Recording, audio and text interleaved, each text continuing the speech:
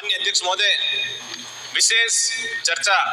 यदि आप इस सदन के अंदर रखवाते, क्योंकि बहुत लंबा चौड़ा ये मामला है और बहुत बड़ा जो वर्ग है ओबीसी का 60% से भी ज्यादा जिसकी आबादी है, उसके युवा कहीं न कहीं इसके हितों में कुठाराघात हो रहा है। मैं आपके माध्यम से ध्यान आकर्षित करना चाहूंगा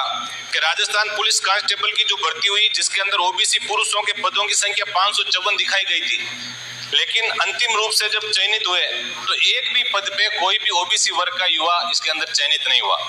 इसी तरह राजस्थान पुलिस सब इंस्पेक्टर में 87 पदों की जो भर्ती थी, 43 पदों पे वरिष्ठ अध्यापक भर्ती परीक्षा में 630 की जगह 630 पद जो थे उसके अगेंस्ट में सिर्फ 75 पदों पे इनकी भर्ती हुई। पटवारी सीधी भर्ती में 603 की जगह 105, उद्योग प्रसार अधिकारी के लिए 9 पदों की जो थी उसमें 1 पद पे चयनित हुए। कृषि पर्यवेक्षक में 231 की जगह 49 और कृषि पर्यवेक्षक में 309 की जगह सिर्फ 128 पदों पे ये अंतिम रूप से चयनित हुए। माननीय अध्यक्ष महोदय, मैं निवेदन करूंगा, क्योंकि आने वाला साल चुनावी साल है, इस 2018 के बाद भी जब कांग्रेस की सरकार आई और कुछ जो मंत्री थे उस टाइम, जो आज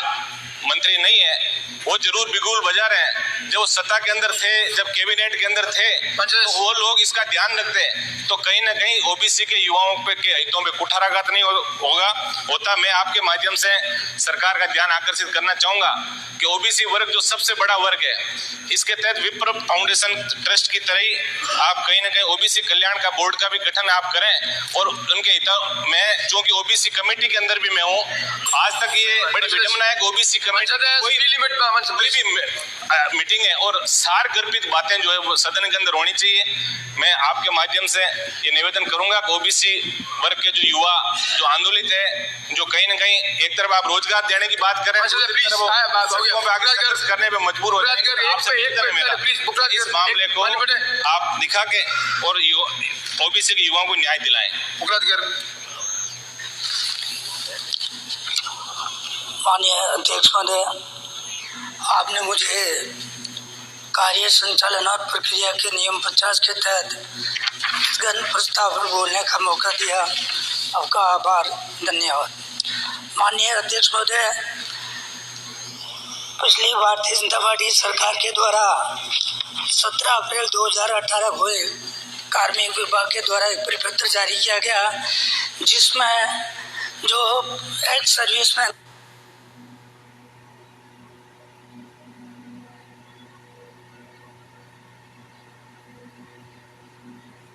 मर्ज कर दिया,